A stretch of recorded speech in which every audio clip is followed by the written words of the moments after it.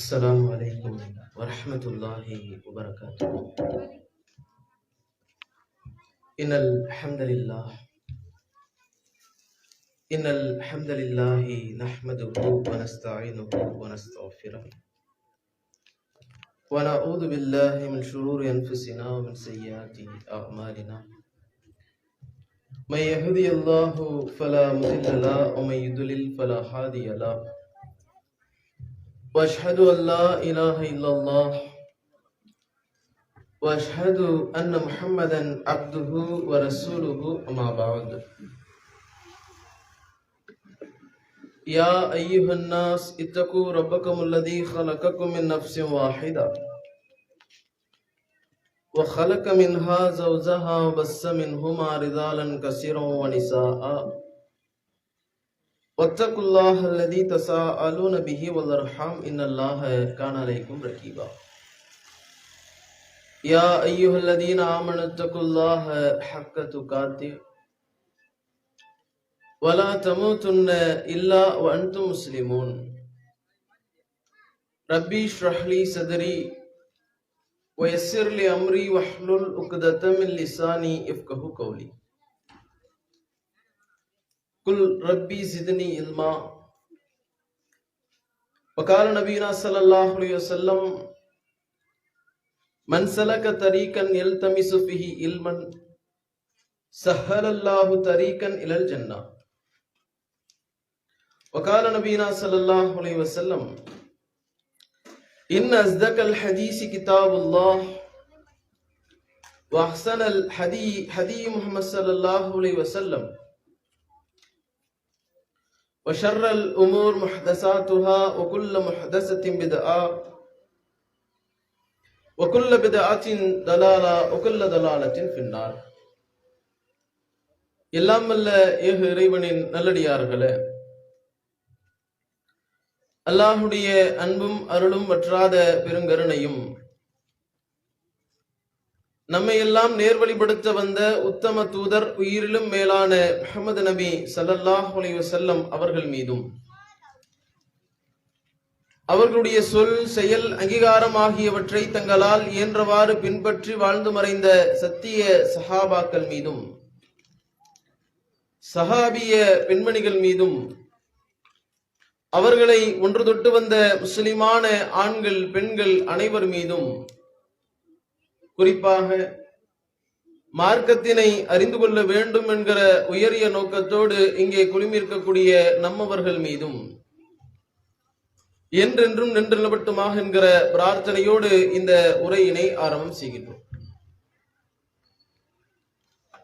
எல்லாம் வல்ல ஏக இறைவனின் நல்லடியார்களே, தமிழ்நாடு தௌஹீத் ஜமாத் கடலூர் வடக்கு மாவட்டம் ஓட்டி கிளையின் சார்பாக ஏற்பாடு செய்யப்பட்டிருக்கிற இந்த நிகழ்ச்சியிலே மார்க்க கல்வியும் மறுமை வெற்றியும் என்கிற தலைப்பு தேர்வு செய்யப்பட்டிருக்கிறது. பொதுவாகவே அல்லாஹுடைய தூதர் நபிகள் நாயகம் ஸல்லல்லாஹு அலைஹி வஸல்லம் அவர்கள் மக்களுக்கு மத்தியில் எந்த விதமான செய்திகளை சொல்வதாக இருந்தாலும், எந்த விதமான நற்காரியங்களை போதிப்பதாக இருந்தாலும், அந்த காரியங்களை சொல்கிற பொழுது இந்த உலகத்தில் கிடைக்கக்கூடிய நன்மைகளை விட மறுமையில் கிடைக்கக்கூடிய நன்மைகளை, மறுமையில் கிடைக்கக்கூடிய வெற்றிகளை பிரதானமாக சொல்லக்கூடியவர்களாக இருப்பார்கள். இந்த உலகத்தில் நாம் தொழுகிறோம் என்றால் சில நன்மைகள் இருக்கத்தான் செய்கிறது.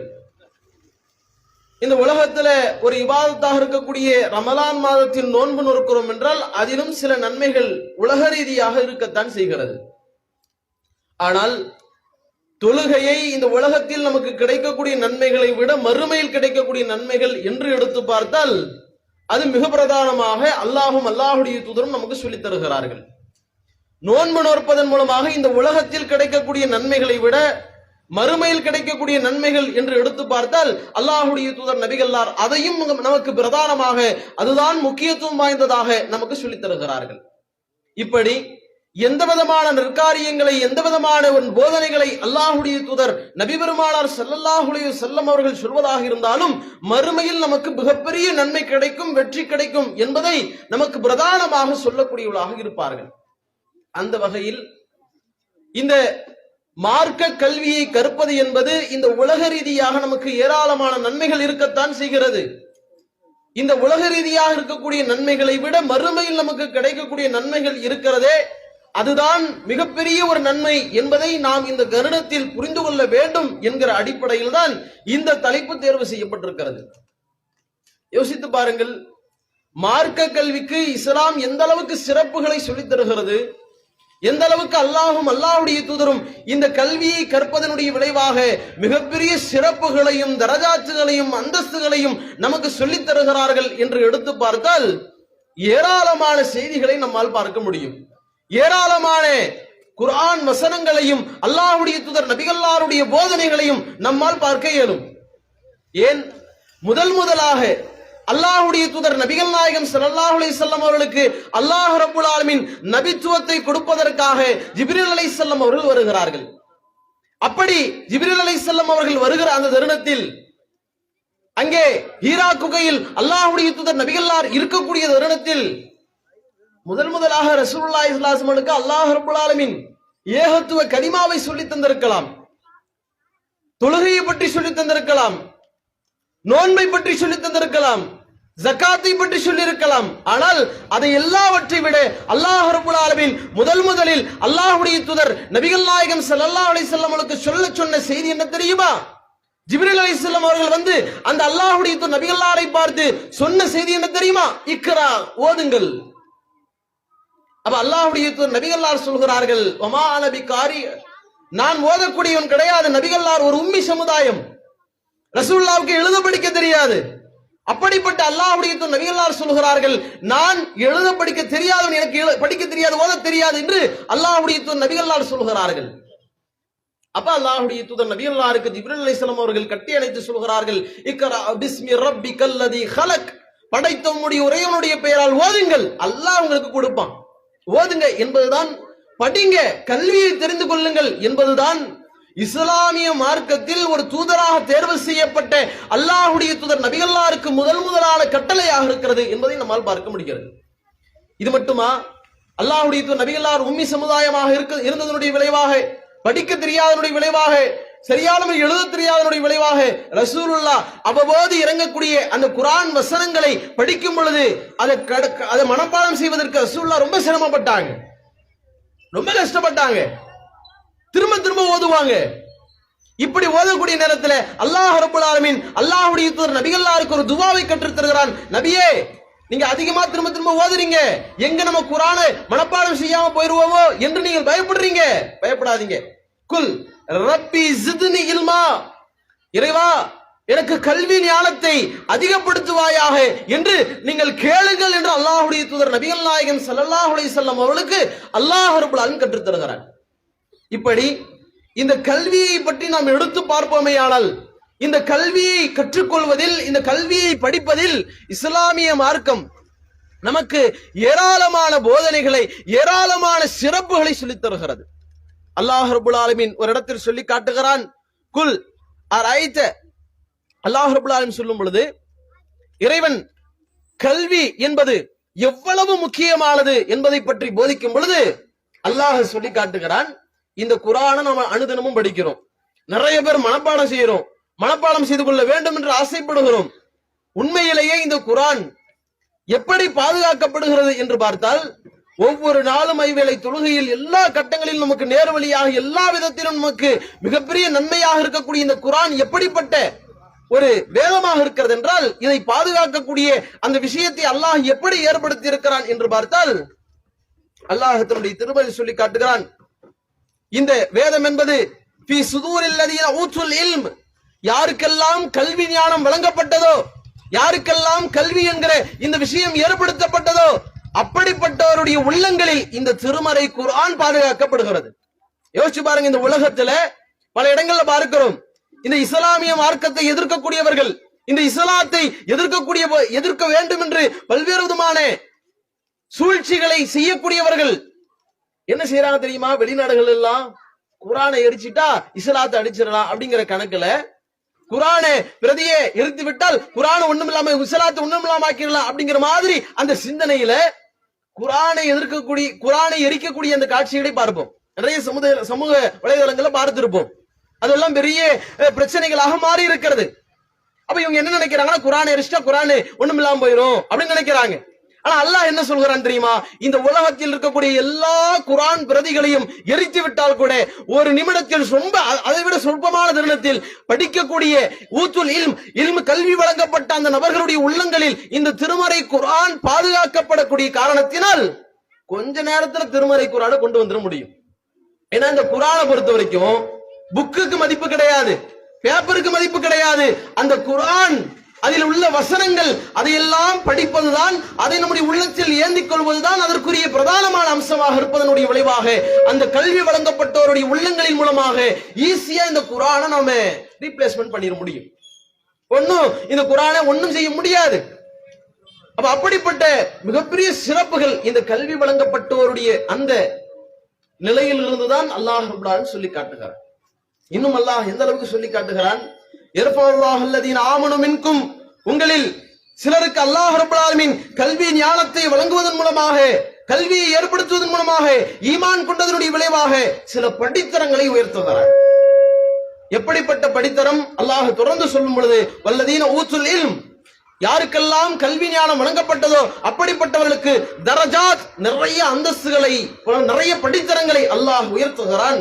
வல்லாஹு பிமா தஅமலூன கபீர், நீங்கள் செய்யக்கூடிய எல்லாவற்றையும் அல்லாஹ் அறியக்கூடியவனாக இருக்கிறான் என்பதை அல்லாஹ் ரப்பல் ஆலமீன் சொல்லி காட்டுகிறார்.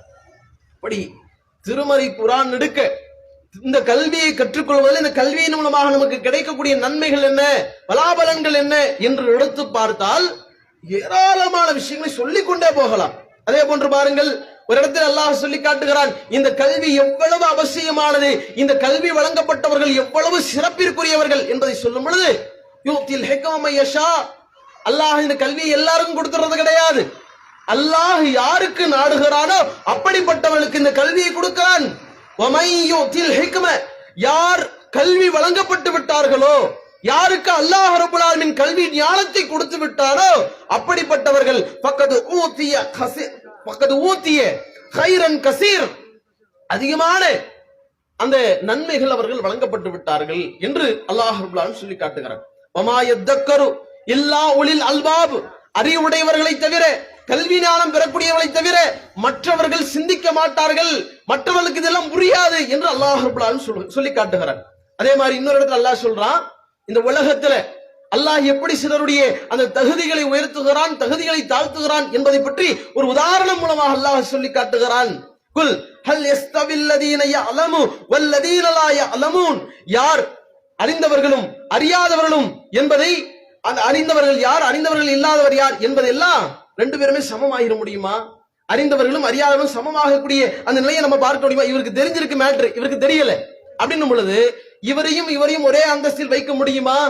வைக்க முடியாது என்பதை சொல்லிவிட்டு சொல்கிறான், இன்னமா யததக்கரு உலில் அல்பாப், உங்களில் படிப்பினை பெறக்கூடியவர்கள் எல்லாம் அறிவுடையவர்கள் தான், கல்வி வழங்கப்பட்டவர்கள் தான் என்பதை அல்லாஹ் சொல்லி காட்டுகிறார்.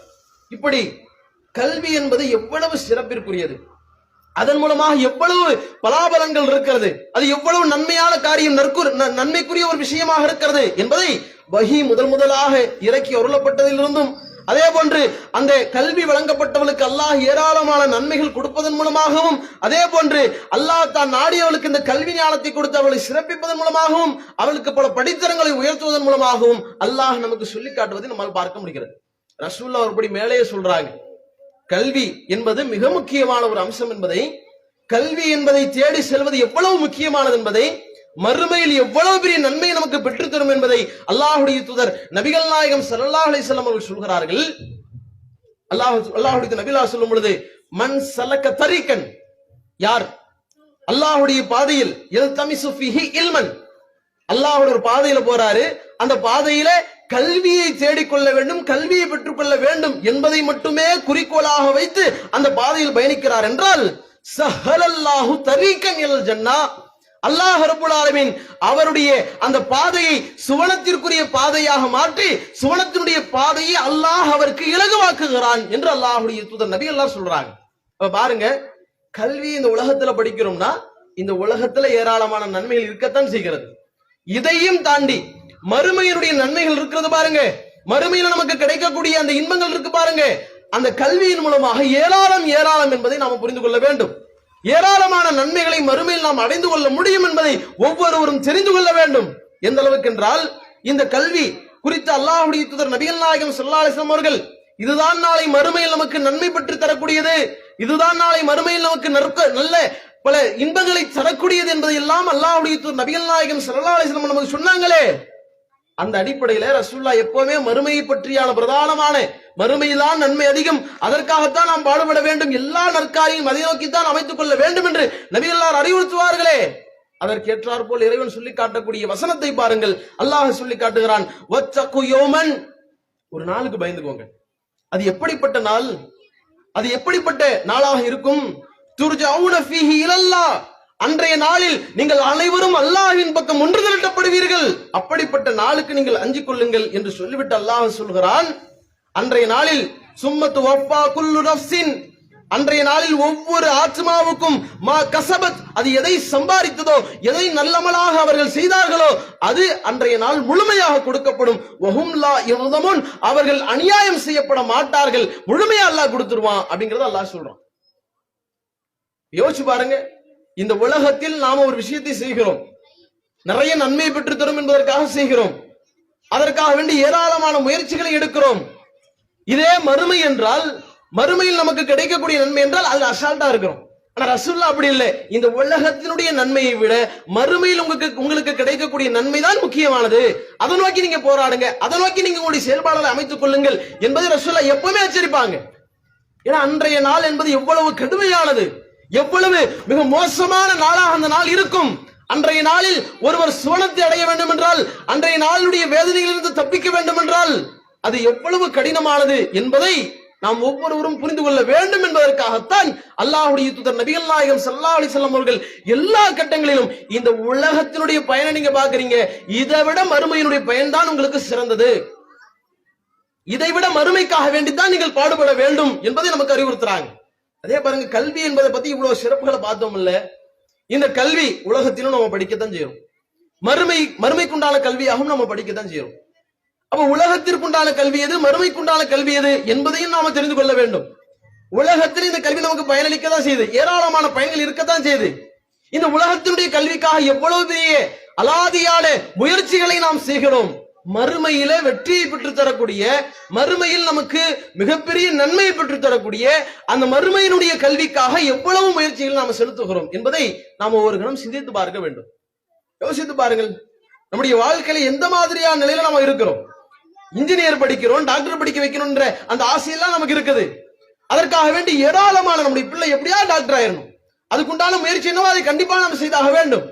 சிறு பிள்ளையிலிருந்தே சிபிஎஸ்இ ஸ்கூல் சீட்டே கிடைக்காது, அது இரவு பகலாக காத்திருந்தாது, லைன்ல நின்னாது, எப்படிப்பட்ட பாடுபட்டாது, பொருளாதாரத்தை எவ்வளவு செலவு செய்தாது அந்த கல்வியை நாம பெற்றுக்கொள்ள வேண்டும் என்பதற்காக எல்கேஜி படிக்கிற குழந்தைக்கு மிகப்பெரிய ஸ்கூலாக இருக்கும், பெரிய அளவுக்கு பொருளாதாரத்தை கொட்ட வேண்டிய நிலையாக இருக்கும், அதற்கு தயாரா இருப்போம்.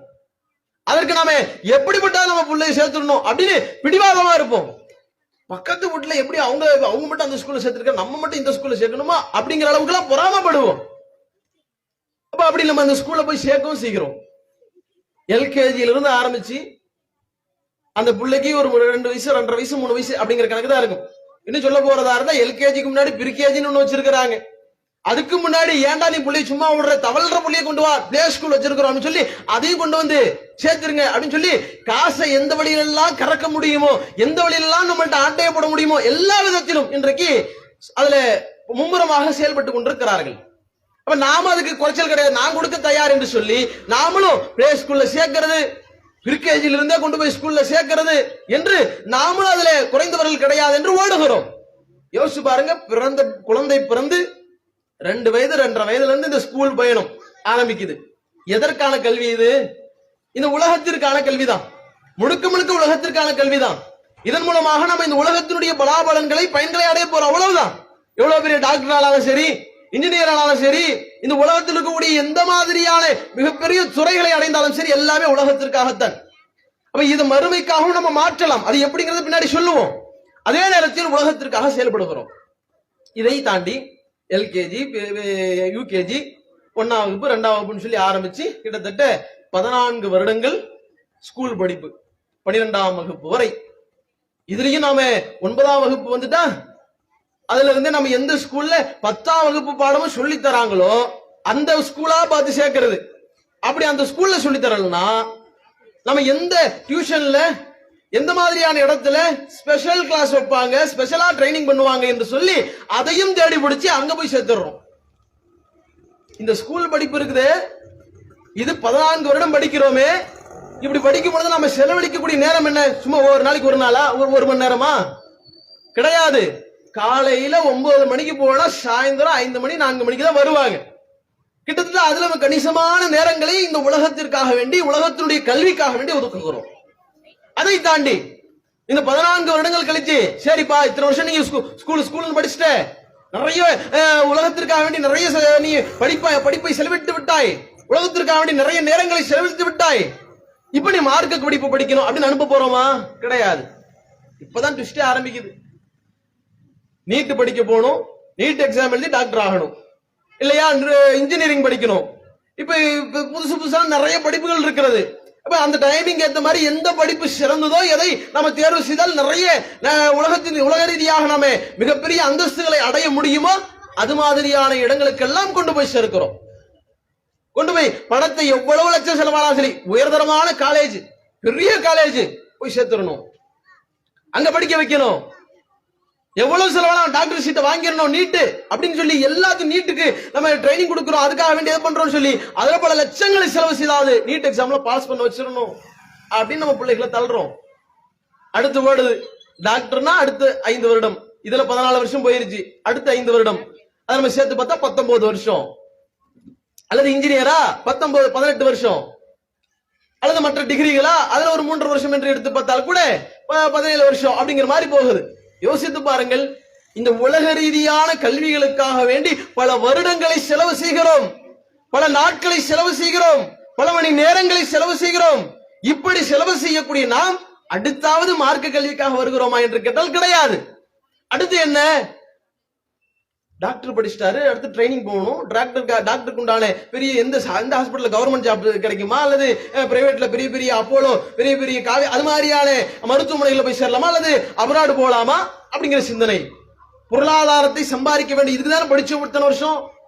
அப்ப அதுக்கு இன்ஜினியரிங் படிச்சிருக்கிறாரா, எந்த இடத்துல ஐடி கம்பெனி, எந்த கம்பெனி ஐடி கம்பெனி சென்னையில் இருக்குதா, பெங்களூர்ல இருக்குதா, அல்லது வெளியே போகணுமா, கனடா போகணுமா, யுஎஸ்ஏ போகணுமா, எங்க வேணாலும் போகலாம் என்று சொல்லி அடுத்து அந்த ஓட்டங்கள். சரி வேலை கிடைச்சிருச்சு, எதை நோக்கி இவ்வளவு வருஷம் பயணிச்சாரோ அதற்குண்டான அந்த நிலையை அடைந்து விட்டார்.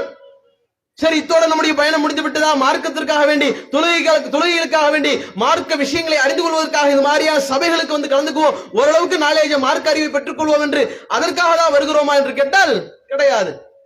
அடுத்து ஜாபு, அவர் பெரிய ஒரு ஜாப் அடைஞ்சிட்டாரு, லட்சக்கணக்கில் சம்பாதிக்கிறாரு. இப்ப அந்த ஜாப் செய்யும் போதே அவருக்கு திருமணம் முடித்ததற்கு பிறகு இதேதான் இத்தனை வருஷம் இவர் என்ன பண்ணாரோ இதே அவருடைய பிள்ளைகளுக்கு செய்தாக வேண்டும். மறுபடியும் புள்ள பிறக்கும், மறுபடியும் அந்த பிள்ளைய பிரிகேஜில சேர்க்கணும், பிளே ஸ்கூல்ல சேர்க்கணும், மறுபடியும் நம்ம இந்த கதை இவ்வளவு நேரம் சொன்னோமோ இதே ரொட்டீனா நம்முடைய பிள்ளைகளுக்காக வேண்டி ஓடுவோம். அடுத்து அந்த பிள்ளைக்கு கல்யாணம், அந்த பிள்ளைகளுக்கு பிறகு அந்த பிள்ளைகள், பேர பிள்ளைகள் என்று அதே ஓட்டமாகத்தான் ஓடிக்கொண்டிருப்போம். கடைசி வரைக்கும் மார்க்கத்திற்காக, மார்க்கத்தை தெரிந்து கொள்வதற்காக நம்ம என்ன நேரம் ஒதுக்கினோம், எந்த மாதிரியான நம்முடைய நேரங்களை செலவு செய்தோம் என்று பார்த்தால் ஏதோ 2 வருஷம் 3 வருஷம் மொத்த மதரசா போயிருப்பாப்புல, ஏதோ குரான ஓரளவுக்கு தட்டு தடுமாறி ஓதக்கூடிய நிலையில இருப்பாங்க. கொஞ்சம் நல்ல படிக்கிற பிள்ளையா இருந்தா அதுல சரளமா கூட ஓத கற்றுக்கொண்டிருப்பார்கள். இதுதான் நாம மார்க்கத்திற்காக இவ்வளவு வருடங்களை ஒதுக்கியது. அது அல்லாமல் இந்த உலகத்திற்காக வேண்டி, இந்த உலகத்தினுடைய கல்விக்காக வேண்டி நாம் ஒதுக்கியது என்று எடுத்து பார்த்தால் ஏராளம். இந்த ரெண்டுத்துக்கும் மத்தியில பயன் என்று எடுத்து பாருங்க. இவ்வளவு வருஷம் படிச்சான்ல, இத்தனை வருடங்கள் அவனை படிச்சான்ல, இந்த கல்வி அவனுக்கு ஒழுக்கத்தை போதித்ததா, அவனுக்கு ஒரு நற்காரியத்தை போதித்ததா, அவனுடைய வாழ்க்கையில் அவன் எப்படி செயல்பட வேண்டும் என்கிற வாழ்வியலை போதித்ததா? ஒழுக்கங்களை அவனுக்கு சொல்லி தந்ததா? எதுவுமே கிடையாது. எந்த ஸ்கூல்லையாவது எந்த காலேஜ்லயாவது இந்த நம்ம ஊர்ல இருக்கிற காலேஜ் எல்லாம் சரி வராது, அந்த சென்னையில இருக்கு பாரு அந்த காலேஜ் தான் சரி வரும் அப்படின்னு நம்ம அங்க கொண்டு போய் சேர்க்கிறோமே. அப்படி சேர்த்தா நம்முடைய புள்ள நம்முடைய ஊர்ல இருக்கும் பொழுது இருந்த ஒழுக்கத்தை விட சென்னைக்கு காலேஜுக்கு போனதுக்கு அப்புறம் ஒழுக்க சீமாட்டியாக ஒழுக்க சீமாண்டராக மாறி விடுவார்களா? ரொம்ப பெரிய ஒழுக்கத்துல மேன்மையாளாக வந்து விடுவானான்னு கேட்டா கிடையாது. இங்க இருந்ததை விட நாசமா போவான். இங்க இருந்த கொஞ்சம் நெஞ்சம் தவறான பழக்க வழக்கங்களை விட அங்க போய் இன்னும் 4 பேரை கூட சேர்ந்து சுத்தி இன்னும் நாசமாக போகக்கூடிய வாசலை தான் திறந்து விடுகிறோமே தவிர ஒழுக்க ரீதியாக எந்த விதமான மேன்மையோ எந்த விதமான ஒரு முன்னேற்றமோ கிடையவே கிடையாது.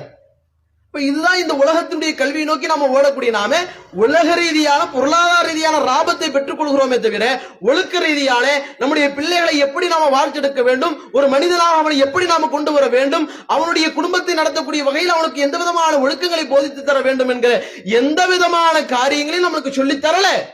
இதனுடைய விளைவு என்ன தெரியுமா? அந்த பிள்ளைங்க நம்மளை எப்படி பார்த்துக்கணும்னு தெரியல, பெற்றோரை கவனிக்க வேண்டும் என்கிற சிந்தனை இல்லை. திருமணம் செய்து கொடுக்கிறோம், திருமணம் செய்து கொண்டு அவன் பாட்டு வேலையை பார்த்துட்டு போயிட்டே இருக்கிறான். தாய் தந்தையினுடைய அவர்களை கவனிக்க வேண்டும், அவளுக்கு உண்டான எல்லா விதமான தேவைகளையும் நாம் எடுத்து செய்ய வேண்டும் என்கிற எந்த விதமான சிந்தனையும் இல்லாமல் இன்றைக்கு பிள்ளைகள் இருக்கிறாங்க. இல்ல அவள் இல்லை என்னன்னா உலகுக்கு பொருளாதாரத்தை கொடுத்து நீங்க வாழ்ந்துக்க அப்படின்னு சொன்னா கூட பரவாயில்ல. இதற்கும் மேலாக எத்தனையோ பிள்ளைகள் நடு ரோட்ல கொண்டு போய் விட்டுட்டு போன கதைலாம் இருக்குது. அதுல கொஞ்சம் சிறப்பான பிள்ளைகள் என்று எடுத்து பார்த்தால் அவனே கொண்டு போய் ஏதாவது ஒரு முதியோர் இல்லத்துல வாப்பா பாத்துக்கோங்க உமாவை பாத்துக்கோங்க என்று சொல்லி அவனே மாசம் மாசம் காசு கொடுப்பான். கொஞ்சம் பரவாயில்ல புள்ள, ஓரளவுக்கு ஒழுக்கமான புள்ள. மற்ற பிள்ளைகள் ரோட்ல விட்டு போயிடுவான், ஏதோ பண்ணிட்டு போ. இதுதான் இன்றைக்கு நிலைமை. இதுதான் நாம உலகம் உலகம் என்று கல்வி கல்வி என்று எதை நோக்கி ஓடுகிறோமோ அந்த கல்வி நமக்கு திருப்பி கொடுத்தது என்னவென்று கேட்டால் நடுத்தெரு. அவ்வளவுதான். மார்க்க விஷயங்களை போதித்து தந்திருந்தால் நம்ம அதுக்குன்னு சொல்லி எல்லா 17 வருஷம் படிக்க வேணாம், காலேஜ் படிக்க வேணாம், டாக்டர் படிக்க வேண்டாம், இன்ஜினியர் இதெல்லாம் சொல்லல.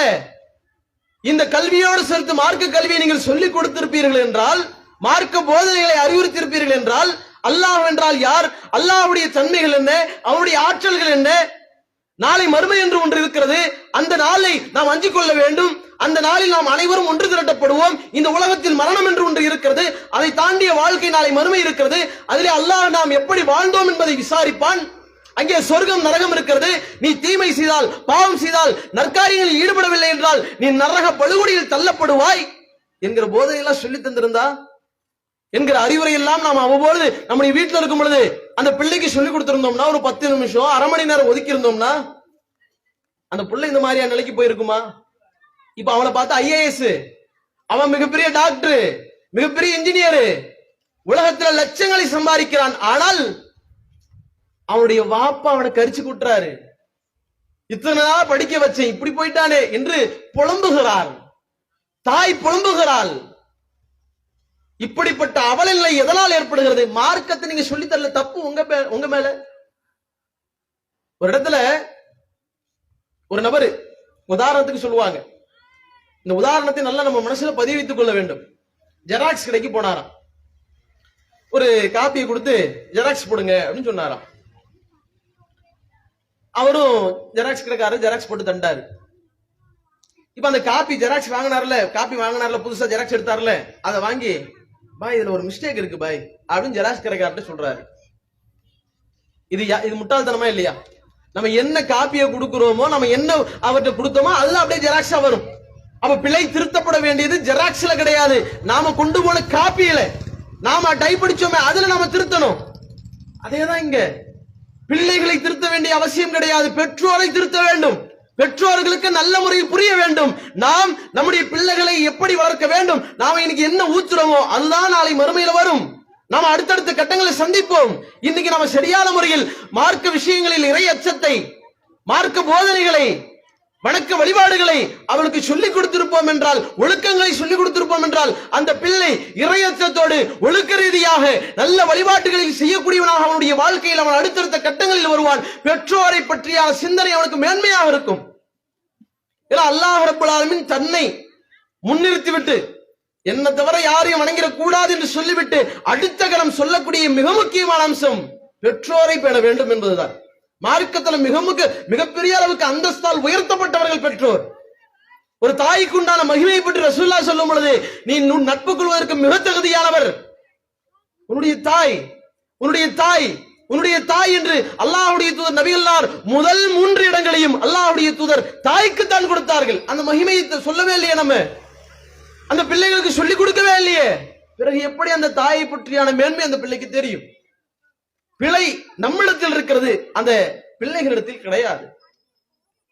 அப்ப ஆரம்பத்தில் இருந்தே நம்முடைய பிள்ளைகளை நாம் நல்ல முறையில் மார்க்க கல்விகளை சொல்லி, மார்க்க போதனை சொல்லி கொடுக்கணும். என்ன நினைக்கிறோம்னா, மார்க்க கல்வின்னு சொன்னா மதரசாவுக்கு அனுப்பணும். ஒரு 4 வருடம், ஒரு 5 வருடம், ஒரு 8 வருடம் மதரசாவுக்கு அனுப்பணும், அதைத்தான் சொல்லிட்டு இருக்கிறாங்க போல அப்படின்னு நம்ம நினைச்சுக்கிட்டு இருக்கிறோம்.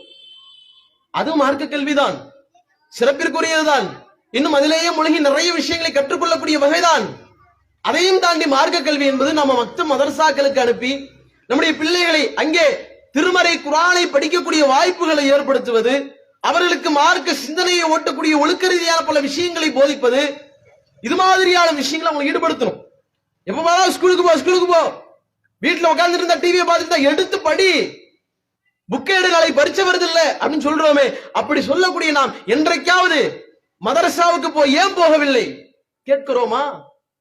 குர்ஆனை ஏன் எடுத்து இன்றைக்கு படிக்கவில்லை என்று கேட்கிறோமா?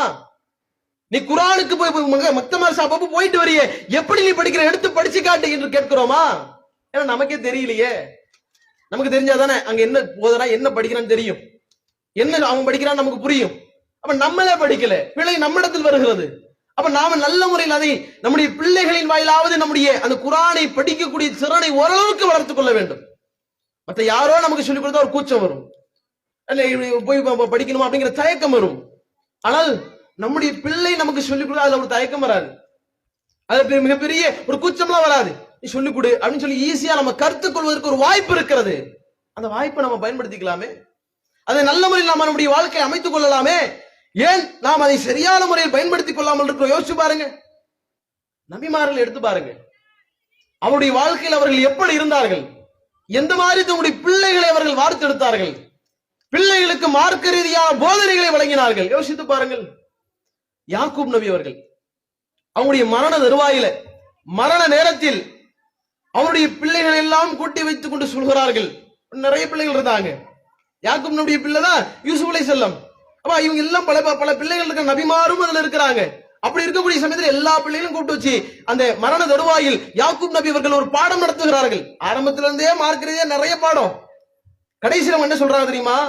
இது காலலி பனிஹி மா தஅபுதூன மின் பாதி, என்னுடைய அருமை மகனே, மக்களே, நான் சென்று விட்டதற்கு பிறகு, மரணித்து விட்டதற்கு பிறகு நீங்கள் யாரை வணங்குவீர்கள், நீங்கள் எந்த விஷயத்தை வணங்கக்கூடியவர்களாக இருப்பீர்கள் என்று அந்த பிள்ளை இடத்துல கேட்கிறாங்க. அவங்க சொல்லி கொடுத்த பாடத்துல கரெக்டா இருக்கிறாங்களா? நம்ம பிள்ளைங்க கரெக்டா தெளிவா இருக்கிறாங்களா? நாம சொல்லி கொடுத்த போதனைகளை சரியான முறையில் உள்வாங்கி இருக்கிறார்களா என்பதை அவங்க கடைசியாக வசியத் செய்யறாங்க. அப்படி சொல்லும் பொழுது அந்த பிள்ளைகள் சொல்கிறார்கள், காலு நஅபுது இலாஹக வ இலாஹ ஆபாயிக, உங்களுடைய கடவுளையும் உங்களுடைய மூதாதையர்கள், உங்களுடைய பெற்றோர்கள் இருக்கிறார்களே அவர்களுடைய கடவுளையும் நாங்கள் வணங்குவோம். யார் மூதாதையர்கள்?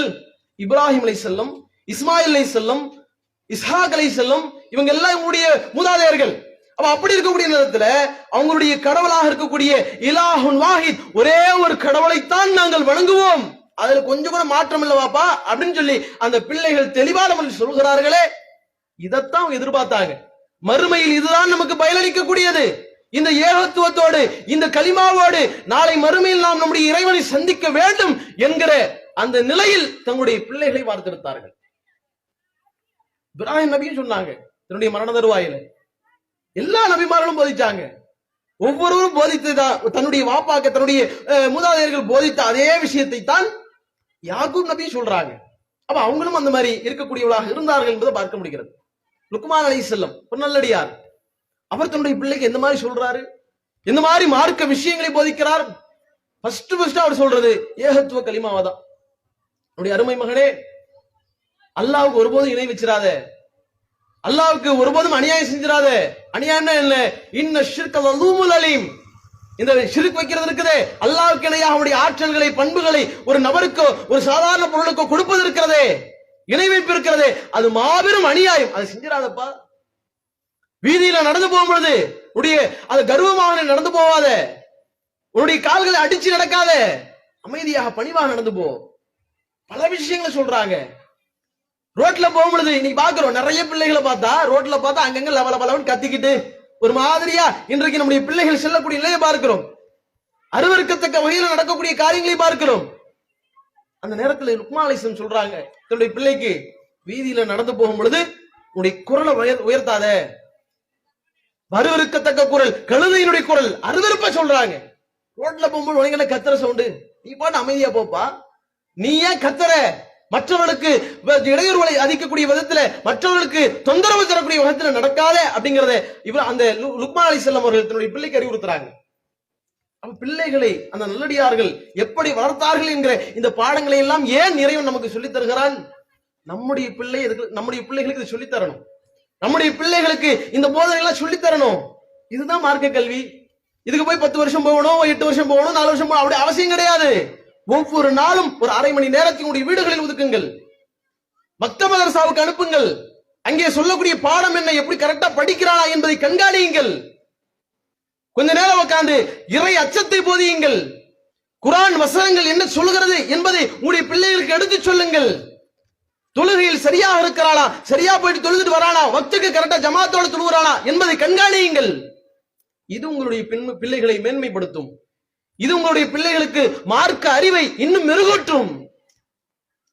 அவர்களை மார்க்க ரீதியாக கொண்டு போகக்கூடிய அந்த வாய்ப்புகளை இன்னும் நல்ல பிரகாசமான முறையில் ஏற்படுத்தும். ரசூலுல்லாஹ் தானே சொன்னாங்க, உங்களுடைய வீடுகளை மண்ணறைகளா ஆக்கிறாதீங்க. லா தஜாலு புயூத்திக்கும் மகாபிர், உங்களுடைய வீடுகளை மண்ணறைகளா ஆக்கிறாதீங்க. ஒரு வீட்டுல சொல்லக்கூடிய உதாரணத்தை பாருங்க, சாதாரண உதாரணம் கிடையாது. செத்த பிணங்களுக்கு சமம் யார்? வீடுகள்ல மண்ணறையாக்குனா வீடு மண்ணறையா? நமக்கு அங்க நம்ம மண்ணறை ஏற்படுத்த போறோமா? நமக்கு தனியா கபர்ஸ்தான் இருக்குது, அங்கதான் நம்ம போய் நம்முடைய ஜனாசாக்களை அடக்கம் செய்ய போறோம். பிறகு ஏன் ரசூலுல்லாஹ் வீடுகளை மண்ணறையாக்கிறான்னு சொல்றாங்க? நம்ம ஜனாசாவை புதைக்க கூடாதுன்னு சொல்றாங்களா? நம்முடைய வீடுகள்ல நம்ம ஜனாசாவை புதைக்க கூடாது அப்படிங்கிறதுக்கு அதை தடுக்கிறாங்க ரசூலுல்லாஹ்? கிடையாது. என்ன சொல்கிறார்கள்? எந்த இடத்தில், எந்த வீட்டில் குர்ஆன் ஓதப்படவில்லையோ, குர்ஆன் அந்த இடத்தில் ஓதக்கூடியவர்களாக இல்லாமல் இருக்கிறார்களோ, அந்த இடம் கபரஸ்தானுக்கு சமம், மண்ணறைக்கு சமம். நம்ம உயிரோட இருக்கலாம், ஆனாலும் செத்த பிணத்துக்கு சமம் நீங்க அப்படிங்கிற அந்த அறிவுறுத்தலை அல்லாஹ்வுடைய தூதர் நபியல்லாஹ் சொல்றாங்க. எடுத்து படிங்க. ஒவ்வொரு நாளும் 5 வசனங்கள் உங்களுடைய பிள்ளைகளுக்கு முன்னாடி படிங்க. அல்லாஹ் என்ன சொல்றான் பாருப்பா என்பதை பாடம் நடத்துங்கள். உங்களை விட சிறந்த ஆசிரியர் யாரும் கிடையாது. உங்களுடைய பிள்ளைகளுக்கு நீங்க அருமையானவன் என்று சொல்லுங்கள். யாப்புடைய என்னுடைய அருமை மகனே என்று அந்த நபிமார்களும் அந்த நல்லடியார்களும் அழைத்தார்களே, அது போன்ற அருமையான முறையில் அவர்களுக்கு பாடம் நடத்துங்கள். இதெல்லாம் செய்யறதே கிடையாது. உலகத்துக்காக வேண்டி அலாதியாக அர்ப்பணிப்புகளை செலுத்துகிறோம். நம்முடைய புள்ள நல்லா வந்துடணும், எப்படியாவது டாப்ல வந்துடணும், அவனுக்கு ஒரு நல்ல அந்தஸ்தை ஏற்படுத்த வேண்டும் என்று நினைக்கிறோம். தப்பு கிடையாது, ஏற்படுத்த வேண்டும். அந்த அந்தஸ்தை மார்க்க கல்வியோடு கூட்டி, மார்க்கம் சொல்கிற போதனைகளோடு சொல்லி நாம் சொல்லாமல் விட்டு விடுவோம் என்றால், அவர்கள் எவ்வளவு பெரிய டாக்டர் ஆனாலும் சரி, எவ்வளவு பெரிய அந்தஸ்துக்கு சென்றாலும் சரி, அவர்கள் அந்த கல்வியை பெற்று பயன் கிடையாது. அதான் ரசூலுல்லாஹ் பல நேரங்கள்ல ஒரு துஆவை கற்றுத் தந்தார்கள். அல்லாஹும்ம இன்னி அஊது பிக்க மின் இல்மின் லா யன்ஃபா, எனக்கு பயனளிக்காத கல்வியை விட்டு நான் பாதுகாப்பு தேடுறேன்னு சொன்னாங்க. டாக்டர் படிச்சாலும் பயன் இருக்குது. மார்க்க கல்வியோட அவன் அந்த டாக்டர் படிப்பை படிச்சிருந்தானா, இன்ஜினியரிங் படிப்பை படிச்சிருந்தானா, IAS படிப்பை படிச்சிருந்தானா, நேர்மையாக இருப்பான். இன்றைக்கு டாக்டர் துறை மருத்துவத்துறையில ஏராளமான அநியாயங்கள் நடக்கிறது, ஏராளமான போர்ஜரி வேலைகள் நடக்கிறது. அதை இவன் செய்ய மாட்டான், நேர்மையாக இருப்பான். தவறுகளை விட்டும் அவன் தூரமாக இருப்பான். ஏன்? என்னுடைய ரப்பு என்னை பார்த்துக் கொண்டிருக்கிறான் என்கிற அந்த அறிவு, மார்க்க போதனை அவனை அவனுடைய படிப்பு சரியான முறையில் கலந்து நேர்மையாக வாழ வைக்கும். இன்ஜினியரிங் துறையில ஏராளமான தவறான விஷயங்கள் நடக்கத்தான் செய்கிறது, இவன் செய்ய மாட்டான். ஏன்? என்னுடைய ரப்பு என்ன பார்த்துக்கிட்டு இருக்கிறான் அப்படிங்கிற அந்த பயம் அவனை பக்குவப்படுத்தும். IAS இருப்பான், மார்க்க விஷயங்களை தெரிந்திருந்தான் என்றால் நல்ல நேர்மையான முறையில் அந்த ஆட்சித் தலைவராக அவன் இருப்பான். இல்லை என்றால், மார்க்க விஷயங்கள் சரியாக அவனிடத்துல புகுத்தவில்லை என்றால், அவனிடத்துல சொல்லிக் கொடுக்கவில்லை என்றால், அவன் IAS இருந்தாலும் பிரயோஜனம் கிடையாது. ஐபிஎஸ் இருந்தாலும் பிரயோஜனம் கிடையாது. எவ்வளவு பெரிய இந்த உலகத்தினுடைய மேதாவியாக இருந்தாலும் சரி, அவன் தவறுகளில் ஈடுபடுவான், பாவங்களை செய்யக்கூடியவனாக இருப்பான், பெற்றோரை மதிக்க மாட்டான், உற்றார்களை உறவினர்களை யாரையும் கண்ணியப்படுத்த வேண்டிய விதத்தில் கண்ணியப்படுத்த மாட்டான். அப்ப இதை நல்ல முறையில் நம்முடைய உள்ளத்தில் நாம் ஆழமாக பதிய வைத்துக் கொள்ள வேண்டும். காரூன் ஒருத்தர் தான், தெரியுமா? மூசா நபி காலத்துல காரூன் என்று சொல்லக்கூடிய கொடுங்கோலன் இருந்தான். இந்த கொடுங்கோலன் என்ன செஞ்சான்? இவனுக்கு வழங்கப்பட்ட மிகப்பெரிய விஷயம் என்ன? பொருளாதாரம் வழங்கப்பட்டது. மிக பிரம்மாண்டமான பொருளாதாரம். அல்லாஹ்வுடைய திருமறை சொல்லி காட்டுகிறான். 28வது அத்தியாயம் கசஸ்ல அல்லாஹ் சொல்லி காட்டுகிறான், கால இன்னமா ஊத்தீது அலா இல்மின் இந்தி. அந்த காரூனுக்கு ஏராளமான பொருளாதாரம் வழங்கப்பட்டது. அந்த பொருளாதாரம் வழங்கப்பட்டதனுடைய விளைவாக அந்த பொருளாதாரத்தை வழங்குறது பத்தி போய் சொல்றாங்க, சில நல்லடியார் சொல்றாங்க. ரொம்ப ஆடாத பொருளாதாரம் கொடுக்க என்ன மாதிரி செஞ்சானா, பொருளாதாரத்தை வச்சுட்டு ஊர் ஃபுல்லா அவனுடைய பொருளாதாரத்தை மக்களுக்கு மத்தியில் காட்சிப்படுத்துகிறான். மக்கள்லாம் சில பேர் பார்த்துட்டு என்ன பண்றாங்க, நம்ம இன்னைக்கு பல பேர் அந்த சிந்தனையில இருக்கிறோம். அவ்வளவு பெரிய வீடு அவங்க கட்டிட்டான், அவ்வளவு பெரிய வீடு அவங்க வாங்கி வச்சிருக்கிறாங்க, அவங்க வீட்டுல அந்த மாதிரி டிவி இருக்குது, ஃப்ரிட்ஜ் இருக்குது, நம்ம வீட்டுல இல்லையே அப்படின்னு நமக்கு ஒரு நிலை வருது பாருங்க. அதே மாதிரியான சிந்தனையில் சில பேர் என்ன பண்றாங்க, இந்த காரனுக்கு இவ்வளவு செல்வம், இவ்வளவு பொருளாதாரம் வழங்கப்பட்டிருக்குது, இந்த மாதிரி நமக்கு வழங்கப்படவில்லையே என்று சொல்லி பல பேர் அந்த ரோட்ல அவனுடைய பொருளாதாரத்தை எல்லாம் வளம் கொண்டு வரும் பொழுது பாக்குறாங்க. இந்த மாதிரியான பொருளாதாரம் எல்லாம் நமக்கு பொருளாதாரம் இருக்கும், நமக்கு பேங்க் அக்கவுண்ட் இருக்கும், அல்லது பெரிய பெரிய பேங்க்ல லாக்கர் கூட கொடுத்திருப்பாங்க, லாக்கருக்கு இத்தனோண்டு கீ கொடுப்பாங்க. ஆனால் இவனுடைய அந்த கஜானா இருக்குதே, அந்த கஜானாவை சுமக்கிறது கிடையாது, கஜானாவினுடைய சாவியை சுமப்பதற்கு மிகப்பெரிய பலம் வாய்ந்த ஒரு பெரும் கூட்டம் வேண்டும், படை வேண்டும். அவ்வளவு பெரிய பொருளாதாரத்துல மேன்மையாக பெரிய அளவுக்கு இருக்கிறான். இதெல்லாம் பார்த்துட்டு பல பேர் வாய் பழக்கிறாங்க, நமக்கு இந்த மாதிரி இல்லையேண்டு. சில பேர் போய் சொல்றாங்க, ரொம்ப பெருமை அடிக்காது, இல்ல அல்லாஹ் கொடுத்தது, இறைவனால் வழங்கப்பட்டது, இந்த உலகத்தினுடைய லாபங்கள் அப்படின்னு சொல்லும் பொழுது அவன் சொல்கிறான், இன்னமா ஊத்தித்து அலா இல்மின் இந்தி. இதெல்லாம் என்னுடைய அறிவால், என்னுடைய கல்வியால் நான் சம்பாதிச்சது. ஏன் கல்வி? நான் படிச்சிருக்கிறேன், நான் சம்பாதிச்சு, நான் என்ன வேணா பண்ணுவேன், நீ என்ன வந்து கேக்குறீங்க? எந்த இருக்கிற பொருளாதாரம் எதை வேணா விலைக்கு வாங்க முடியும், நீங்க என்ன பெரிய ரப்பு அதுன்னு சொல்லிட்டு இருக்கிறீங்க என்று சொல்லி அங்கேயும் மறுக்கிறான், அகம்பாவம் கொள்கிறான். எல்லாம் என்ன பண்ண தெரியுமா?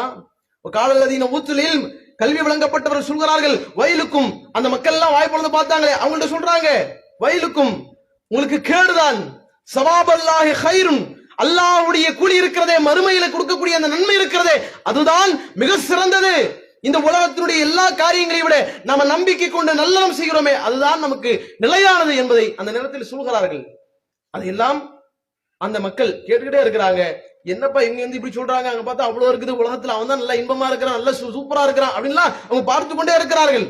அப்படி இருக்கக்கூடிய சமயத்துல அல்லாஹ் மிகப்பெரிய ஒரு பாடத்தை நடத்துகிறான். உன்னுடைய கல்வியின் மூலமாக, உன்னுடைய அறிவின் மூலமாக, சுய சிந்தனையின் மூலமாக இவ்வளவு பெரிய பொருளாதாரத்தை சம்பாதிச்சுட்டு நீ பெருமை அடிக்கிறியா, அல்லாஹ்வை மறுக்கிறாயா, என்ன நடக்குதுன்னு பாரு என்பதை அல்லாஹ் ரப்பல் ஆலமீன் காரூனுக்கும் மிகப்பெரிய பாடம் நடத்துகிறான். யாரெல்லாம் வாய்ப்பிழந்து பார்த்தார்களோ, இந்த உலகத்தினுடைய இன்பம் தான் முக்கியமானது, இந்த உலகத்தினுடைய பயன் தான் முக்கியமானது, மறுமையினுடைய பயன் முக்கியமானது கிடையாது என்கிற சிந்தனை யாருக்கெல்லாம் வந்ததோ அப்படிப்பட்ட நபர்களுக்கெல்லாம் சம்மட்டி அடியாக அல்லாஹ் ரப்பல் ஆலமீன் ஏற்படுத்துகிறான். ஃபகஷஃபனா பிஹி வபிதாரிஹில் அர்ன், அவனையும் அவனுடைய கஜானாவுடைய வீடு எல்லா படைகள் எல்லாவற்றையும் அல்லாஹ் ரப்பல் ஆலமீன் அப்படியே பூமியில புதைக்கிறான். அவனுக்கு எதுவும் பயனளிக்கவில்லை.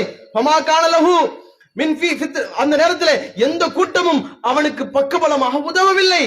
அவனாலும் அவனுக்கு உதவி செய்ய முடியல. பெரிய கல்வியாளன் தானே, பெரிய படிப்பு தானே படிச்சிருந்தா, அவனுக்கு அந்த நேரத்தில் உதவி செய்ய முடிஞ்சதா? அவனை தற்காத்துக் கொள்ள முடிஞ்சதா? முடியலையே. இப்ப எங்க போச்சு உன்னுடைய கல்வி, இப்ப எங்க போச்சு உன்னுடைய அறிவு என்று அல்லாஹ் ரப்பல் ஆலமீன் சம்மட்டி அடியாக கொடுக்கிறான். அப்ப நம்முடைய பயனுள்ள கல்வியாக இருந்தால் பாதுகாத்துக் கொள்வதற்குண்டான வழிமுறை தெரியும். இந்த உலகம் நிரந்தரமானதா, மறுமை நிரந்தரமானதான். இல்லனா இந்த உலகம் தான் நிரந்தரமானதுன்னு சொல்லி இந்த உலகத்துல என்னென்ன அநியாயங்கள் இருக்கிறோ, என்னென்ன அக்கிரமம் எல்லாத்தையும் செய்வோம் அந்த கல்வியை வைத்து. எப்படி இந்த காரூன் செய்தானோ அது போன்று நம்முடைய செயல்பாடு அமைந்துவிடும், நாசமா தான் போகும். காரூன் அழிஞ்சு போன மாதிரி இந்த உலகத்திலேயே இவனுக்கு அல்லாஹ் வேட்டு வச்சான், இந்த உலகத்திலேயே அல்லாஹ்வுடைய கதையை முடிச்சான். ஆனால் நம்முடைய நிலை இந்த உலகத்தில் கூட முடியலாம், இதையும் தாண்டி மறுமை இருக்கிறது, அல்லாஹ் அங்க விட்டுவிடவே மாட்டான், கண்டிப்பாக அல்லாஹ் பிடிப்பான் என்பதை நாம சிந்தனையில் வைத்துக் கொள்ள வேண்டும். நம்ம மறுமையில போன உடனே அல்லாஹ் என்ன கேள்வி கேட்பான்? பாய் வந்திருக்கிறாரு, பெரிய டாக்டருங்க இவரு, சுவனத்துல ஜன்னத்துல் ஃபிர்தௌஸ் கொடுங்க இவருக்கு அப்படின்னு அல்லாஹ் கொடுக்க போறானா? பாய் வந்திருக்கிறார், பெரிய இன்ஜினியர், அவர் மாதிரி இன்ஜினியர் கட்டடத்துறையில யாருமே ஆள் இல்ல, இவருக்கு பெரிய ஜன்னத்துல் ஃபிர்தௌஸ் அது மாதிரியான சொந்த சொர்க்கங்களை கொடுங்க அப்படின்னு நல்லா கொடுக்க போறானா? அங்க அதன் மூலமாக ஏதாவது பயன் அடைய முடியுமா? யோசித்து பாருங்கள். அதே டாக்டர் வந்து நன்மை செய்திருந்தார் என்றால் 4 பேருக்கு நல்ல விதத்தில் நடந்திருந்தால் அவனுக்கு ஒரு பயனளிக்கும். அந்த நன்மைகள் அவனுக்கு அந்த இடத்துல கை கொடுக்கும். அது இல்லாமல் இந்த உலகத்துல வெறுமனே டாக்டரா இருந்து இந்த உலகத்துல உள்ள லாபங்களை மட்டும் சம்பாதித்து விட்டு போயிருந்தான் என்றால் பயனளிக்குமா? அல்லாஹ்வுடைய நபிகள் சொல்கிறார்களே, இதா மாத்தல் இன்சான், ஒரு மனிதன் இறந்து விட்டால், ஒரு மனிதனுடைய இந்த உலக வாழ்க்கை முடிந்து விட்டால், இன் கதான்ஹு அமலுஹு, அவனுடைய காரியங்கள் அவனுடைய செயல்பாடுகள் எல்லாமே நின்று போய்விடும். இல்லா மின் சலாஸ், 3 தவிர. 3 தான் வரும். எவ்வளவு பெரிய ஆளா இருந்தாலும் சரி, பெரிய ஆட்சியாளருங்க, நான் ஒரு கையெழுத்து போட்டா எல்லாத்தையும் சாதிச்சிட முடியுங்க என்று எவ்வளவு ஆட்டம் போட்டாலும் சரிதான், மரணம் வந்து விட்டால் ஒண்ணுமே அவனுக்கு கூட வராது. கடைசியில கொண்டு போய் வச்சிருவாங்க. யாரெல்லாம் பெரிய பொருளாதாரத்தில் அதிகாரத்தில் அவனோடு இருந்தார்களோ எல்லாம் போவாங்க. உற்றார் உறவினர்களாக இருந்தால் எல்லாம் போவாங்க. அவன் வாங்கி வைத்திருந்த பெரிய பெரிய கார் போகும். எல்லாமே புதைச்சிட்டு அப்படி வந்துருவாங்க. முடிஞ்சிச்சு, அவ்வளவுதான். யாரும் அவர் கூட வாப்பா வாச்சி அப்படின்னு சொல்லி நான் கபருக்கு பக்கத்துல எனக்கு ஒரு இடத்த போடுங்க, நான் ஒரு பெட்டை போடுங்க, நானும் படுத்துறேன் அப்படின்னு யாரும் வந்து படுக்க மாட்டாங்க. உலகத்தில் அப்படியே நடந்திருக்கான்னு. அப்ப இந்த உலகத்தில் ஒருவர் மரணித்து விட்டார் என்றால் எல்லாம் முடிஞ்சு போச்சு. எவ்வளவு பெரிய ஆட்சியில் அதிகாரத்தில் பெரிய பெரிய படிப்புகளில் படித்து பெரிய பெரிய பொருளாதாரத்தை குவித்து வைத்திருந்தாலும் எதுவுமே பயனளிக்காது. இருந்தாலும் 3 பயனளிக்கும். என்ன 3? ரசூலுல்லாஹ் சொல்றாங்க, சதக்கத்துல் ஜாரியா. அல்லாஹ்வுடைய பாதையில் இந்த உலகத்தில் வாழும் பொழுது பெரிய டாக்டர், பெரிய வருமானம் இருந்துச்சு, அல்லாஹ்வுடைய பாதையில வாரி கொடுத்தார், பள்ளி வாசல்களுக்காக கொடுத்தார். நிறைய சதக்கத்துல் ஜாரியாவாக இதெல்லாம் நன்மையா இருக்கிறதோ கிணற்றை அவர் ஒரு பெரிய போர் போட்டு கொடுத்தாரு, நிறைய தண்ணி வருது, அதன் மூலமாக அவர் இறந்த பிறகும் அதனுடைய சதக்கத்துல் ஜாரியாவாக நன்மை பெற்றுக் கொள்வார். பள்ளிவாசலுடைய பள்ளிவாசலை கட்டித்தந்தார்ல, அதன் மூலமாக நன்மை பெற்றுக் கொள்வார். இது மாதிரி பல விஷயங்களை செஞ்சுதான் நன்மை பெற்றுக் கொள்வார். ரசூலுல்லாஹ் 2வது சொல்றாங்க, இல்முன் யன்தஃபஉ பிஹி, அவனுக்கு பயனளிக்கக்கூடிய கல்வி. 2வது விஷயம் பயனளிக்கக்கூடிய கல்வி, அவனுடைய கல்வியின் மூலமாக பயனளிப்பது. இது எப்படிங்கறத அடுத்து ஒரு ஹதீஸ் இருக்கு, அதை வச்சு பார்ப்போம். அப்ப பயனளிக்கக்கூடிய கல்வி அவனோடு வரும். அவன் படித்த கல்வி டாக்டரா இருந்தாலும் வரத்தான் செய்யும், ஆனா பயனளிக்குதா இல்லையா அப்படிங்கிற 2வது பார்ப்போம். அவன் இன்ஜினியரா இருந்தாலும் வரத்தான் செய்யும், பயனளிக்குதா இல்லையா அப்படிங்கிற 2வது பார்ப்போம். அப்ப 3வது ரசூலுல்லாஹ் சொல்றாங்க, வலதுன் சாலிஹுன் யதுலஹு, சாலிஹான பிள்ளை அவனுக்காக வேண்டி பிரார்த்தனை செய்கிறானே அப்படிப்பட்ட பிள்ளை என்று ரசூலுல்லாஹ் சொல்றாங்க. நம்ம பிள்ளைகளுக்கு நாம நல்ல முறையில கல்வியை போதித்தால் தான், இந்த பயனுள்ள இந்த விஷயங்களை போதித்தால் தான் நம்ம புள்ள நமக்காக துஆ செய்வான். நம்ம இறந்ததற்கு பிறகு நமக்காக வேண்டி எல்லா நிலைகளிலும் எந்த மாதிரியான அவன் நற்காரியங்கள் செய்தாலும் நம்மையும் நினைத்துக் கொள்வான். அல்லாஹும் அல்லாஹ்வுடைய காட்டி தந்த வகையில எதுவெல்லாம் நமக்கு பயனளிக்கக்கூடிய நன்மைகளாக இருக்கிறதோ அதையெல்லாம் செய்வான். இல்லை என்றால் கொஞ்ச நாள் அழுவான், அம்மா போயிட்டாங்களே, பாப்பா போயிட்டாங்களே என்று சில நாள் அவனுக்கு துக்கம் இருக்கும். அடுத்து சகஜமாக இந்த உலக வாழ்க்கை அவனை எப்படி இழுத்துக்கொண்டு செல்கிறதோ அந்த மாதிரி போயிருவான். இதான் நிலைமை. இப்படிப்பட்ட சூழ்நிலையில் இந்த 3 மட்டும்தான் நாம இறந்து விட்டால் வரும், வேற எதுவுமே வராது. இதை தாண்டி பாருங்க, கபர்ல போய் வச்சிருவாங்க. கபர்ல நம்முடைய ஜனாசா வச்சு எல்லாம் ரிட்டர்ன் ஆயிருவாங்க. இப்படி ஆகும் பொழுது 2 வானர்கள் வருவாங்க, கபருக்கு வருவாங்கல்ல, வந்து நம்மள படுக்க வச்சுதான் போயிருப்பாங்க. வந்து எழுப்பி உட்கார வைப்பாங்க, நிமித்தி உட்கார வைப்பாங்க. உட்கார வச்சு அங்க சில கேள்விகள் கேட்பாங்க. இந்த கேள்விகள் எல்லாருக்கும் தெரியும், பெரும்பாலும் எல்லாம் இந்த கேள்விகளை பார்த்திருப்பீர்கள். இந்த கேள்வி மாற்று மதத்தாரிடத்துல கேட்டால் கூட ஈஸியா சொல்லிடுவாங்க. அவ்வளவு ஒரு இலகுவான கேள்விகள் தான். நீங்க பக்கம் பக்கமா இன்னைக்கு நீட் எக்ஸாமுக்கு படிக்கிறோம், இவ்வளவு புக் படிக்கிறோம், இவ்வளவு டிஎன்பிசிக்கு படிக்கிறோம், இவ்வளவு புக் படிக்கிறோம், அப்படிலாம் கிடையாது. சிம்பிளா அல்லாஹ் ரப்பல் ஆலமீன் நமக்கு ஏற்பாடு செய்து வைத்திருக்கிறான். 3 கேள்வி, உன்னால பதில் சொல்ல முடியுமா? அதுவும் அவங்க நீட் எக்ஸாம் வச்சாலும் எந்த டிஎன்பிசி வச்சாலும் அந்த பரீட்சை ஹால்ல போய் உட்கார்ந்தாதான் கேள்வி கொடுப்பாங்க. அப்படி பாக்குறதா இருந்தா கபர்ல போனதுக்கு அப்புறம் தான் என்ன கேள்வி நமக்கு தெரிஞ்சிருக்கணும். ஆனா அல்லாஹ் அப்படி செய்யல. அல்லாஹ்வுடைய ஸ்டைலே வேற. இந்த 3 கேள்வி தான், உன்னால பதில் சொல்ல முடியுமா? கேள்வி அவுட் இல்ல, கொஸ்டின் பவர் அவுட் தானே. இப்ப டிஎன்பிசில இப்ப பரீட்சை நடக்க போகுது, அந்த எக்ஸாமுக்காக வேண்டி கேள்வித்தாள் ரெடி பண்ணி வச்சிருப்பாங்க. அந்த எக்ஸாம் நடக்கிறதுக்கு ஒரு 1 மணி நேரம் அல்லது 2 மணி நேரம் அல்லது ஒரு நாளுக்கு முன்னாடி அந்த கேள்வி லீக் ஆயிடுச்சுன்னா கேள்வியை மாத்துவாங்க, இல்லனா எக்ஸாம தள்ளி வைப்பாங்க. ரெண்டுமே எழுதிட்டாங்கன்னா இந்த எக்ஸாம் செல்லாத, அடுத்த எக்ஸாம் மீண்டும் வைப்போம்னு சொல்லி ரீ எக்ஸாம் வைப்பாங்க. இதுதான் உலகத்தினுடைய நீதி. நீ எல்கேஜி படிச்சாலும் இதுதான், எல்லா கட்டங்களும் எந்த படிப்பாக இருந்தாலும் சரிதான், இதுதான் உலகத்தினுடைய நீதி. ஆனா அல்லாஹ்வுடைய நீதி என்ன தெரியுமா? அப்படியே உல்டா வச்சிருக்கலாம். இந்த 3 கேள்வினால பதில் சொல்ல முடியுமா? உனக்கு பதில் சொல்ல திராணி இருக்குதா, தெம்பு இருக்குதா அப்படின்னு கேட்கிறான் அல்லாஹ். ரசூலுல்லாஹ் சொல்றாங்க, வந்து 3 கேள்வி கேட்பாங்க. எல்லாருக்கும் தெரிஞ்ச கேள்வி, மர் ரப்புக்க, உன்னுடைய இறைவன் யார்? ஃபர்ஸ்ட் கேள்வி. நமக்கு யாருக்கும் தெரியாதா? எல்லாரும் சொல்லுவோமே அல்லாண்டு. ஆனா அங்க அந்த ரெண்டு கேட்டகரியா இருப்பாங்க. ஒருத்தவங்க சொல்லுவாங்க, ஒருத்தவங்க சொல்ல மாட்டாங்க. நல்லவர்களா இருந்தா சொல்லுவாங்க, கெட்டவர்களா இருந்தா சொல்ல முடியாது, இயலாது. அல்லாஹ் நாவுகள்ல முடிச்சே போடுவான். நல்லவர்களா இருந்தால் சொல்வார்கள் ரப்பி அல்லாஹ், என்னுடைய ரப்ப அல்லாஹ் என்று சொல்வார்கள். கெட்டவர்களா இருந்தால் ஆஹா எனக்கு நல்லா தெரியுமா அல்லாஹ் வர மாட்டேங்குதே அப்படின்னு அங்க திக்கி திணறுவார்கள். வராது, அல்லாஹ் விட மாட்டான். ஏன்? அல்லாஹ்வை நல்ல முறையில் புரிந்து அல்லாஹ் சொல்கிற எல்லா விதமான காரியங்கள் நல்ல முறையில் உணர்ந்து அவன் அல்லாஹ்வை ஏற்றுக்கொண்டு வாழ்ந்திருப்பான் என்றால், அல்லாஹ்வுக்கு இணை வைக்காமல் அல்லாஹ் சொல்லக்கூடிய அடிப்படையினுடைய செயல்பாடு இருந்திருக்கும் என்றால் அந்த இடத்துல என்னுடைய ரப்பு அல்லாஹ் என்று தெளிவாக வரும். இல்லை என்றால் வராது. எவ்வளவு பெரிய ஆளா இருந்தாலும் சரிதான், வர விட மாட்டான். அல்லாஹ் முணங்குவார்கள், வரமாட்டேங்குது ஆன்னு கத்துவாங்க, வராது. இரண்டாவது கேள்வி, மன் ஹாத ரஜுலுல் லதி புயிஸ ஃபீக்கும், உங்களிடத்தில் அனுப்பப்பட்டாரே இந்த மனிதரை பற்றி என்ன கருதுகிறீர்கள், யார் அவர் என்று கேட்கப்படும். நமக்கு தெரியாதா? அந்த மனிதருடைய பேர் நமக்கு தெரியாதா? அவரை நம்ம நேசிக்காம இருந்தோமா? அவரை பற்றியான செய்திகள் தெரியாம இருந்ததா? எல்லாம் தெரியுமே. ஆனா எல்லாருக்கும் வருமா? முஹம்மது ரசூலுல்லாஹ் என்கிற அந்த வார்த்தை எல்லாருக்கும் வருமா? எல்லாருக்கும் வராது. நல்லவர்கள் சொல்லுவாங்க. யார்? அல்லாஹ்வுடைய தூதரை நபிகளாரை உண்மையானவர்கள் நேசித்து அவர் என்னுடைய தூதர் தான், அவர் சொல்லக்கூடிய செய்திகள் மட்டும்தான் மார்க்கத்தினுடைய ஆதாரம், அவர்தான் இஸ்லாத்தை கொண்டு வந்தவர், அவருக்குத்தான் அல்லாஹ் வஹீ இறக்கி இருக்கிறான், அவர் சொன்ன அடிப்படையில் தான் என்னுடைய வாழ்க்கையை அமைத்துக் கொள்வேன் என்று யார் உறுதியான முறையில் தெளிவான முறையில் புரிந்து கொண்டு வாழ்ந்தார்களோ அவர்களுக்கு வரும். இல்லை என்றால் என்னது நல்லா தெரியுமே ரசூலுல்லாஹ்வுடைய பேர் வராதே அப்படின்னு சொல்லி கதறுவார்கள். வராது. நிலைமை டாக்டரா இருந்தாலும் சரிதான், பெரிய இன்ஜினியரா இருந்தாலும் சரிதான், யாரா இருந்தாலும் சரிதான், வர விட மாட்டான். அடுத்த கேள்வி, மூன்றாவது கேள்வி, மா தீனுக்கு மார்க்கம் என்ன, உன்னுடைய ரூட் என்ன? யாருக்கு தெரியாது? பக்கம் பக்கமா எழுதுற கேள்வின்னு பாருங்க. ரொம்ப சிம்பிளான கேள்வி, ஒரு வார்த்தையில் பதில் வருமா? இஸ்லாத்தை நல்ல முறையில் படித்து இஸ்லாத்தை நல்ல முறையில் நாமே நம்முடைய வாழ்க்கையில் நடைமுறைப்படுத்தி இருந்தால் அத்தீனி இஸ்லாமினுடைய மார்க்கம் இஸ்லாம் என்று வரும். இல்லை என்றால் மார்க்கத்தை நல்ல முறையில் நம்ம ஏற்றுக்கொள்ளாமல் அல்லாஹ்வுடைய மார்க்கம் சொல்கிற எல்லா விதமான காரியங்களும் கேட்டும் கேட்காதவர்களை போன்று நம்முடைய வாழ்க்கையில் செயல்படுத்தாமல் இருந்திருப்போம் என்றால், குர்ஆன் ஹதீஸை நல்ல முறையில் தெளிவானவர்கள் புரியாமல் இருந்திருப்போம் என்றால், தெரிந்தும் அதை சரியாமல் அமல்படுத்தாமல் ஊராருக்காக உற்றாருக்காக உறவினருக்காக விட்டிருப்போம் என்றால், அந்த இடத்தில் வரமாட்டேங்குது, இஸ்லாம்ங்கிறது எனக்கு நல்லா தெரியுமேப்பா, என்னுடைய மார்க்கமாச்சே என்று அந்த இடத்தில் கதறுவார்கள். இந்த மூன்று கேள்விக்கு பிறகு இன்னொரு கேள்வி இருக்குது. தலைவா, அடுத்த கேள்வி என்னன்னா மிக முக்கியமான கேள்வி. இதுதான் நம்முடைய வாழ்க்கையில நம்முடைய மனதில் பதிய வைக்க வேண்டியது. இந்த மூன்று பதில் எப்படி சொன்னாங்க? ஏன்னா எத்தனையோ பேர் இருக்கிறாங்க உலகத்துல, எத்தனையோ பேர் இஸ்லாத்தில் இருக்கிறார்கள், இஸ்லாத்தை ஏற்றுக்கொண்டிருக்கிறார்கள். ஆனால் எல்லாராலையும் சொல்ல முடியல.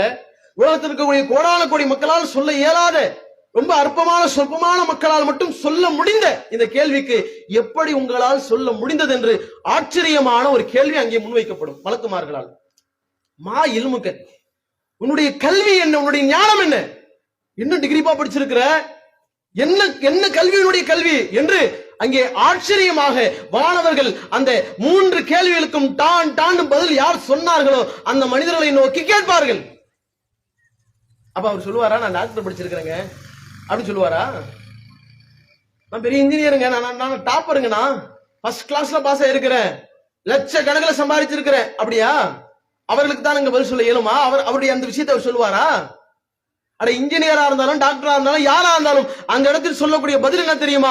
கராத்து கிதாப் அல்லாஹ், நான் அல்லாஹ்வுடைய வேதம் திருமறை குர்ஆனை படித்தேன், அதை என்னுடைய வாழ்க்கையில் செயல்படுத்தினேன், அதனால் இந்த கேள்விகளுக்கு என்னால் பதில் சொல்ல முடிந்தது. எந்த கல்வி நாளை மறுமையில் நமக்கு பயனளிக்கும் அப்படிங்கறத நம்ம புரிஞ்சுக்கணும். ஏன்னா நாளை மறுமையினுடைய கேட்டகரியில முதலாக இருக்கக்கூடியது கபருடைய வாழ்க்கை, கபர் விசாரணை. அதுல நாம வெற்றி பெற்று விட்டோம் என்றால் நாளை மறுமையினுடைய வெற்றி கன்ஃபார்ம். இந்த மறுமையில இந்த கபர்ல கேட்கப்படுகிற இந்த கேள்விக்கு சரியான பதில் சொல்ல இயலாதவர்களாக திக்கி திணங்கி முணங்கி போய்விட்டோம் என்றால், அந்த இடத்தில் நாம் தோற்று போய்விட்டோம் என்றால் மறுமையிலும் நமக்கு தோல்வி கன்ஃபார்ம். அப்ப மறுமை வெற்றிக்கு எது பயனளிக்கும்? குர்ஆன் ஹதீஸை நாம் படிப்பது மட்டும்தான் பயனளிக்கும். அல்லாஹ்வுடைய வேதத்தை படிப்பது மட்டும்தான் நமக்கு பயனளிக்கக்கூடியதாக இருக்கும். அந்த கல்வியை நாம நம்முடைய வாழ்க்கையில நாம படிக்கிறோமா, நம்முடைய பிள்ளைகளுக்கு சொல்லிக் கொடுக்கிறோமா, நம்முடைய உற்றார் உறவினர்கள் எல்லாம் இந்த கல்வியை நல்ல முறையில் படிக்கிறார்களா? இதை படிக்கணும்னா போய் நம்ம காலேஜுக்கு தான் போகணும், பெரிய மதரசாக்கு தான் போகணும் அவசியம் கிடையாது. ஒவ்வொரு நாளும் நீங்கள் உங்களுடைய குர்ஆனை உங்களுடைய செல்போன்களில் படியுங்கள். செல்போன்ல என்னமா செய்யறோம் அதை படிங்க. உங்களுடைய வாழ்க்கையில் நீங்கள் எத்தனையோ தண்டங்கள் என்னென்னவோ செய்கிறீர்கள், உலகத்திற்காக எவ்வளவோ பாடுபடுகிறீர்கள். ஒரு சின்ன நேரங்களை அல்லாஹ்விற்காக, அல்லாஹ்வுடைய குர்ஆனை படிப்பதற்காக ஒதுக்குங்கள். இந்த மார்க்க கல்விதான் நாளை மறுமையில் நமக்கு வெற்றியை பெற்று தரும் என்பதை நல்ல ஆழமாக ஆணித்தரமாக புரிந்து கொள்ளுங்கள். அந்த கேள்விகளுக்கு பதில் சொல்லலையே அந்த மக்களை பார்த்து மாணவர்கள் சொல்லுவாங்க, லா தரைத்தவர அரைத்த, நீ படிக்கவும் விரும்பவில்லை, அல்லாஹ்வுடைய மார்க்கத்தை தெரிந்து கொள்ள வேண்டும் என்ற நாட்டமும் இடத்துல இல்லை, எந்த விதமான விருப்பம் உனக்கு இல்லை, அதை அறிஞ்சிக்கணும் புரிஞ்சுக்கணும் என்ற எந்த விதமான சிந்தனை ஒன்றே இல்லை, நாசமா போ என்று அவனை தூக்கி வீசுவாங்க. கபருடைய வேதனை இருக்குது. ரசூலுல்லாஹ் அதிகமாக பாதுகாப்பு தேடிய ஒரு வேதனை கபருடைய வேதனை. அதுக்கு பிறகு வேதனை நடக்கும் உங்களுக்கு. யாரெல்லாம் சரியான முறையில் சொன்னார்களோ அவங்கள சொல்லுவாங்க, நீங்க புது மாப்பிள்ளை உறங்குற மாதிரி உறங்குங்கன்னு சொல்லுவாங்க. காலையிலும் மாலையிலும் அவங்க தங்கக்கூடிய இடம் சுரம் காட்டப்படும், அவருடைய கபர் விசாலமாக்கப்படும். இதெல்லாம் படிச்சவனுக்கு தெளிவா பதில் சொன்னவங்களுக்கு. இல்லை என்றால் கபர் நெருக்கும், எல்லா எலும்புகளும் உடையும், வேதனை வரும், ஏராளமான வேதனை.